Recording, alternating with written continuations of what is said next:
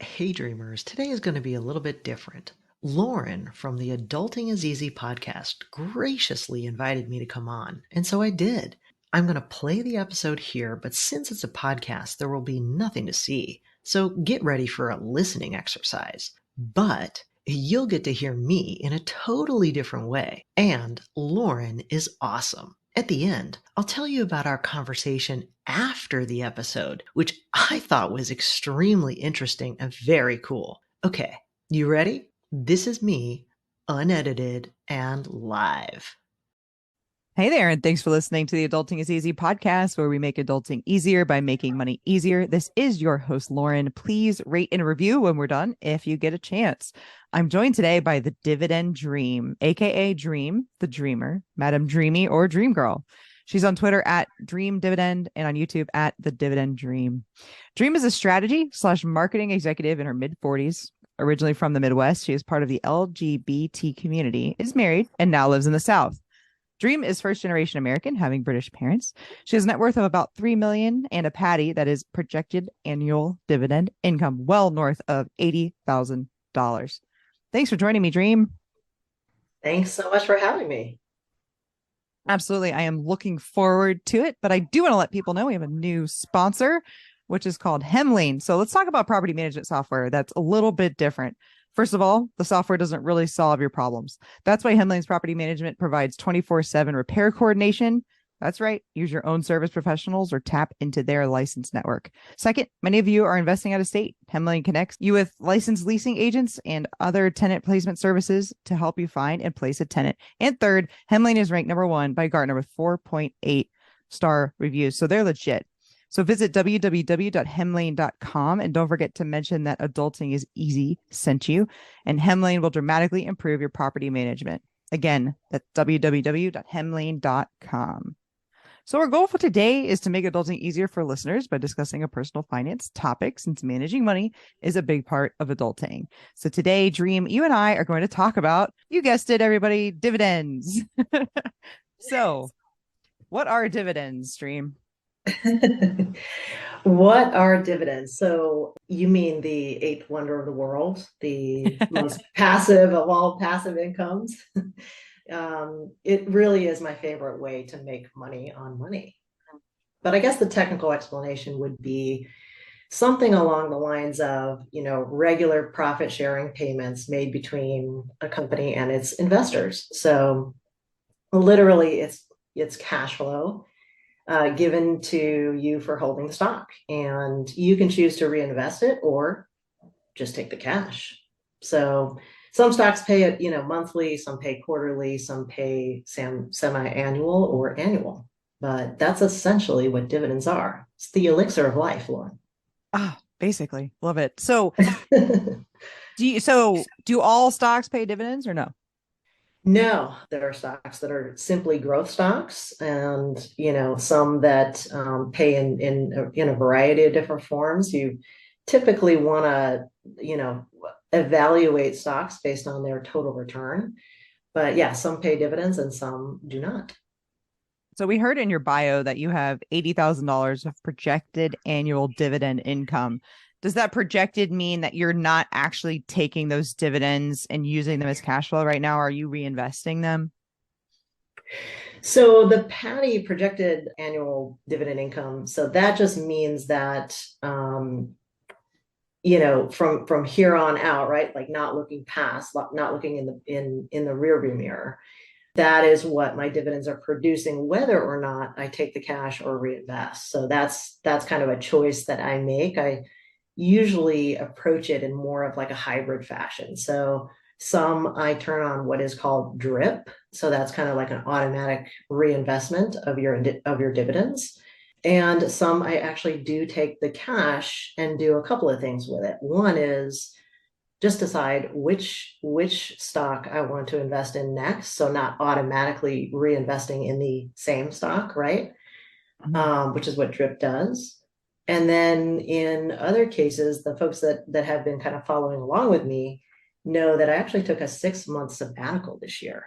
So for 6 months, I actually lived off of the cash flow that my stocks were producing. So how was that sabbatical?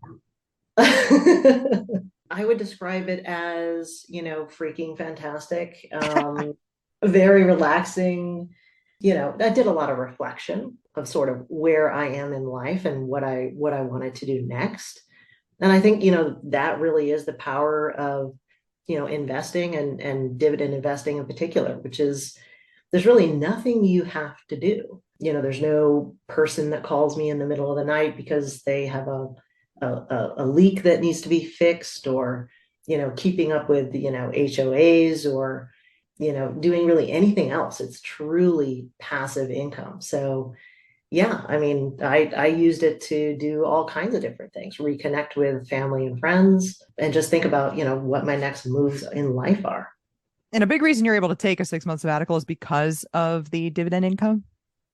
Oh, absolutely. I would not have been able to take it without it. So, I mean, I am the, breadwinner of my family. So I need to be able to cover all of our, ongoing bills. And yeah, it covered all of our bills. So, what kind of investors should be investing in dividend stocks? Well, obviously I'm biased, but I'd say anybody, right?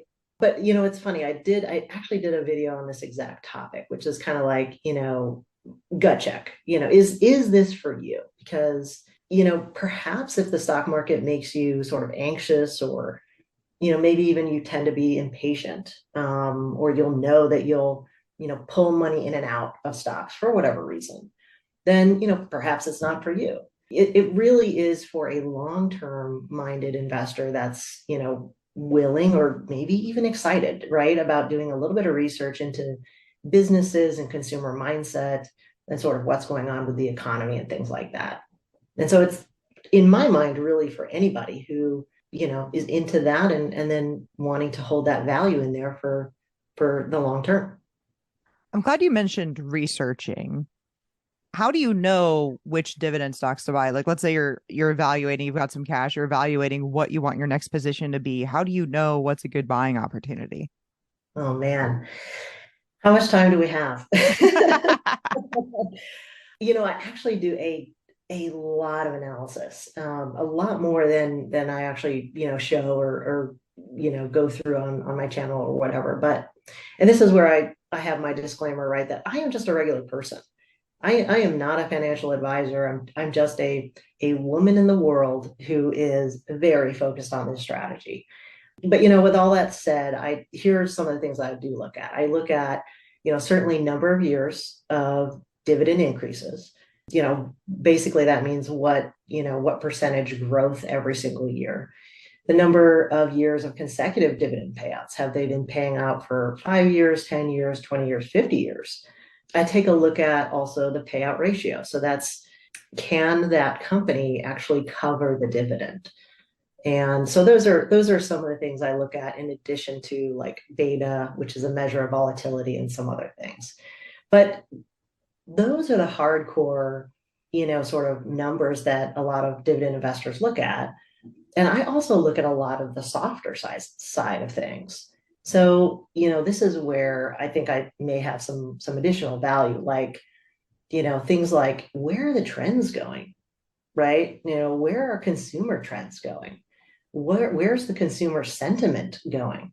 Is the category growing, or is it shrinking? What is the macro environmental changes? So, what's the strength of relative economies and things like that? That's the kind of stuff that jazzes me. So I try to look at where the puck is going, instead of, just the past numbers of any particular company. Got it. Okay. So you said years of dividend increases, consecutive dividend payouts, the payout ratio, and then that softer side as well. I'm going to put you on the spot here. So what's on your watch? What's on your watch list right now? What are you researching? What are you thinking about buying? I have several different watch lists in several different industries. I think I would answer it in maybe this way, that, I have a lot of favorite stocks, right? And the thing is, there's just so many ways to answer that question. If you took a look at my portfolio, which I put out there for everybody to see, every single one of the stocks in my portfolio is one that is on my watch list. And I know that sounds crazy, but there are some times where I'll actually buy like one share or 10 shares of something, and it's just to watch it, because there's no better way to decide if you want to, hold something for the long term than actually to hold it. You can see how it feels. You can try it on like a jacket. You can say, gosh, this is really volatile. I just don't like how that feels, right? Gosh, the next earnings came out and, I didn't see that coming. Like, that's not something that management gave us a heads up on.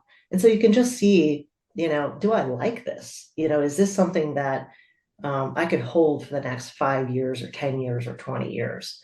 So I would just say that anything in my portfolio is what's on my core watch list. They're my favorite until the business model or environment fundamentally changes. The idea that you could try on a stock, brilliant, brilliant idea. Love it. And that is so true. It's like there's one thing to be looking at what it's doing, but there's one thing to actually feel that a little bit by having some skin in the game, if you will. So something that we hear a lot, or at least I do in the world of Twitter, are these Mm, terms like aristocrats and kings. I was wondering if you could tell us what mm. those are, just in case people hear those. Yeah, sure, no problem. Dividend King is a company, right, that has been raising first of all, they've been paying dividends out consistently for 50 years or more, and they have been increasing their dividends for 50 years or more. So, one example of that is Altria, ticker symbol MO. And a dividend aristocrat is one that it's a company that has been, paying out their dividends consistently for 25 years or more, and raising those dividends consistently, sort of in a concatenated fashion for 25 years or more. So those, I'm glad you brought those up, because those are, if you're new to dividend investing or if you're new to stock investing, those are lists that you can just Google, and, you can see those companies already organized and categorized for you under kings, aristocrats. And then it actually goes on into like dividend contenders, which is like, stocks that have been paying out and increasing consistently between, 10 years and 24 years. And you can, just start to shop in there and say, okay, this is a good starter pack or starter list for me to, begin my research. How do I feel about these? Are these, stocks or companies that are going to be growing for the next 50 years, for the next 20 or 10 years? And that's, really where the judgment comes in. Is this something that, I am going to take a bet on, or, be willing to invest, in the future in order to get that dividend payout? So you're making a very strong case for dividends, obviously. And it's awesome because you get to hold the stock and get some cash flow from it, right? If they're Absolutely. not paying dividends, then in order to get cash flow from it, I'm just going to say it, even though it seems super obvious, you have to sell the freaking stock. So I Right. love that about dividends. But let's say you're someone just maybe who has like a few properties, maybe like 9 short-term rentals, 3 long-term rentals, and you spend a lot of time you spend a lot of time researching real estate and making offers and picking real estate. Is there a way to invest in dividend stocks in an index fund type fashion where you don't have to do as much research? Mm, yes. So in terms of, dividend index funds, so yes, there's plenty. I think of it more as there are lots of index funds, and some of them pay dividends, right? Or a Okay. percentage of their total return is in dividends. So I think that's actually a really good option for anybody who, maybe doesn't want to individually pick stocks or stay up with that. There are plenty of them out there. There's, Noble and SCHD, DGRO. Those are some of the examples that just quickly come to my mind. But yes, there's a ton of them out there that would give someone a more broad-based holding that also will kick out some dividends. The only thing to know about those is that, obviously there are different amounts of expense percentages. So some of them are, could be more more expensive than others. And some of them are pretty inexpensive, like 0.06, 0.03, that kind of thing. So just Got it. something to think about. Yep. Very, very smart. Yep. That makes a lot of sense. I just wanted to throw that out there for people in case they don't want to pick stocks. You can still get cash flow from your stocks in other ways. Definitely. Again, in your bio, we heard that you have, $80,000 projected annual dividend income. What is your ultimate goal for that? That is a really easy answer. I have been on this road, this kind of yellow brick road for a long, long time. And my ultimate goal has been to reach $100,000 in annual dividend income. And I think, based on my projections, I think I'm going to get there somewhere between 2023 and 2025. But, honestly, after that, there's no roads. It's kind of like, okay, what do I do then? Where But we're going, we don't need roads. that's exactly right. But yeah, I mean, after, that has always been my goal, just because, it rings in your ears. It, for me, is past my crossover point, right? Where my Yeah. income exceeds my expenses. And, it's kind of like, I don't have a plan after that. I have to almost like reinvent myself. But yeah, that's been my ultimate goal, 100K. Love it. Okay, so you're going to be there between 2023 and 2025. That does beg the question, when did you start building? Like, how long did it take you to build that 80K? Mm. I mean, so I've been working on this for 20 years, and I think I was not unlike most people, where I kind of started out with mutual funds, right? Just in my 401k, and then I started going into CDs, and I do have some real estate as well, which I do rent out, believe it or not, and learned all of the things there. Um, but it wasn't until I just started to invest in individual stocks that I thought, hey, wait a minute, like this actually fits me really well. It's what I like, and it's actually what I am good at. And it's actually what I'm like professionally trained to do in terms of understanding business results and consumer mindsets and things like that. But so that's where the real aha came in. The real kind of like light bulb went on, is that this is a way that I could actually generate income. This is a cash flow strategy. And that if you could amass enough stock, you could actually turn it into a paycheck that replaces your job. And that's when I really started going, okay, what am I doing here? I need to really take a sharp left into dividend stocks and get good at it, right? I mean, all investors, I feel like once you start moving in a straight line and you start doing the thing that you are good at, and you get fine-tuned with that, that's when the magic starts to really happen. So doing it for 20 years in terms of investing, but I would say really ultra focused on dividends just really in the last 5 years. Yeah, we heard in your bio that you're in your 40s. So that would mean that you started investing in your 20s, which is great. And that you're Mhm. in marketing. So that makes sense that you're talking about consumer sentiment. And I can tell from the just how your voice lights up, right? That does really light you up and that you love that. And then so you can kind of take what you're sort of classically trained in, I guess, what your job is, and you can apply it to your investing life as well. So I think that makes a lot of sense. Absolutely. So that's really key what you're talking about when we're talking about cash flow. And that's something that people should really understand. And that was where my aha moment had, of course, with Rich Dad, Poor Dad, which I won't make any comments on him as like a person at this point. But in terms of that book, right, it's this idea of you don't have to make money. Your money can make money. Your assets can generate enough money that you don't have to do it anymore. And dividends are just like you said, this yellow brick road that leads right to that. And I think it's fine that you don't know what you're going to do after that. That's perfect, right? But that's what financial independence is all about. Get there and having options as to which direction you can go. Exactly right.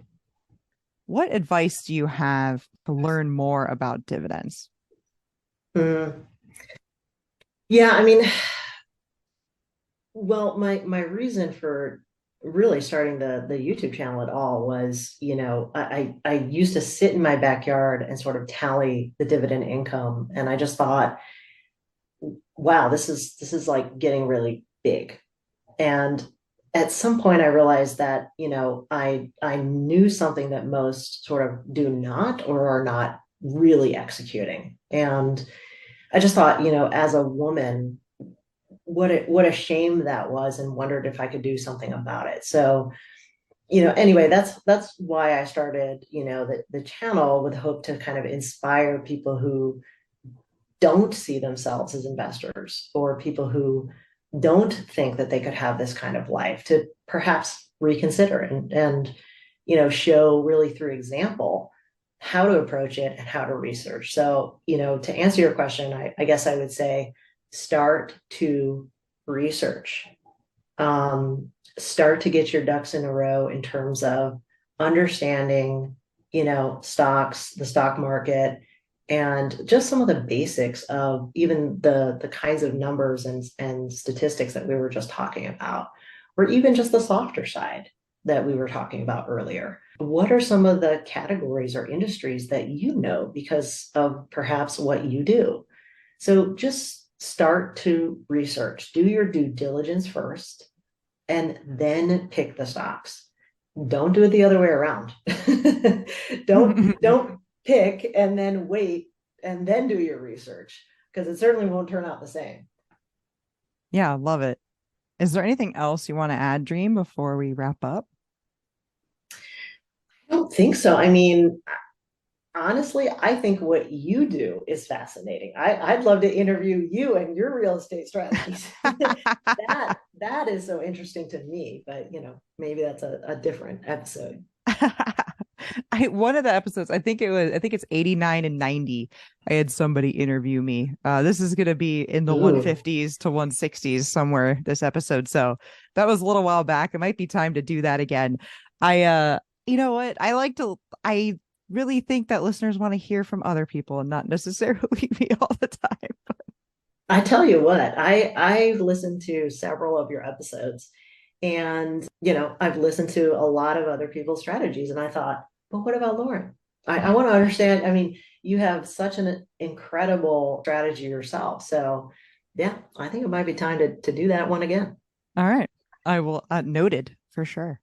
So I'll put that on my list. Well, why don't you tell people then, Dream, how to get in touch with you? I know we said it at the top, but it doesn't hurt to repeat everything again. Sure. I am on YouTube at The Dividend Dream, and I'm on Twitter at Dream Dividend. Awesome. Got it. I put that in the show notes. And everybody, you can follow me on Twitter at Adulting is Easy. I started a YouTube channel as well. It's at Adulting is Easy. I'm on Facebook. I'm on Instagram at Adulting is Easy Real. You can email me at realadultingiseasy@gmail.com. Don't forget to rate and review, guys. Thanks again for listening. Hopefully, Dream and I have made adulting a little easier for you. So that was fun, right? After the episode, we chatted for another 20 minutes or so. I really wish that part had been recorded, because we both let our hair down and just talked shop. She has achieved financial independence almost completely through real estate, while I have achieved it almost completely through dividends, showing once again there are many ways to win. You just need to find what fits your interests, your desired lifestyle, and skill set. One of the I thought was amazing was our candid discussion about how identity is so tied to our jobs. And as we both approach and achieve financial independence, or FI, that it's a really weird feeling. Essentially, the question is, who are you? And how are you contributing to society without your profession? You see, the emotional part is a key to really enjoying FI. And so that's something for you to be thinking about, since, of course, you're going to get there too. We also both have spouses who might potentially struggle with who they are as well without their jobs. So the candidness of our conversation was about how we want to make sure the entire family unit is going to be feeling okay as we all make this big life transition. All I have to say is perhaps Lauren and I will do this again. And if so, I'll turn the tables on her a bit more. I love getting more personal, in addition to the financial strategy detail. So, if you want to follow her on her podcast and learn from all the great guests that she has that talk about a variety of financial topics, I'll include a link in the description below. Well, that's it for today. As a reminder, I'm not a financial advisor, so keep in mind these videos are for entertainment and inspiration only. I'll see you on the flip side.